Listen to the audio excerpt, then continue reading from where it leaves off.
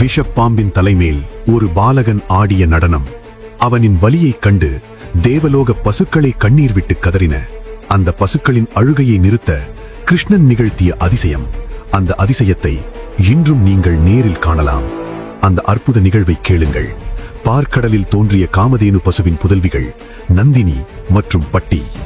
இவை இரண்டும் கும்பகோணம் அருகே உள்ள ஆவூரில் ஈஸ்வரனை வழிபட்டு வந்தன.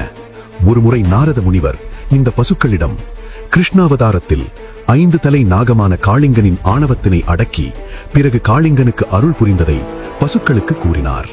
அந்த லீலை புரியும் போது கிருஷ்ணன் 5 வயது பாலகன் என்றும் கூற அதை கேட்ட பசுக்கள், ஐயோ 5 வயது பாலகன் அந்த விஷ பாம்பிடம் சிக்கி எவ்வளவு கஷ்டப்பட்டிருப்பானோ என்று எண்ணி தேம்பி தேம்பி அழுதன.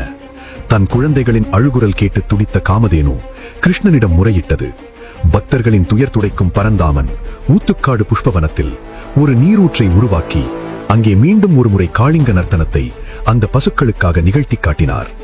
நானும் வருந்தவில்லை, எனக்கும் வலி இல்லை, இது ஒரு லீலைதான் என்று பசுக்களை தேற்றினார் கிருஷ்ணன். பின்பு நாரதரின் வேண்டுகோளின்படி அன்று முதல் காளிங்க நர்த்தன கோலத்தில் ஸ்ரீகிருஷ்ணர் இங்கே நிரந்தரமாக அருள் பாலிக்கிறார். தன் மீது அன்பு கொண்ட பக்தர்களுக்காக கிருஷ்ணர் மீண்டும் ஒருமுறை அதே அவதார லீலையை நிகழ்த்தி காட்டினார். அவனை கண்டு அவனின் அருளை பெற கும்பகோணம் அருகே உள்ள ஊத்துக்காடு செல்லுங்கள்.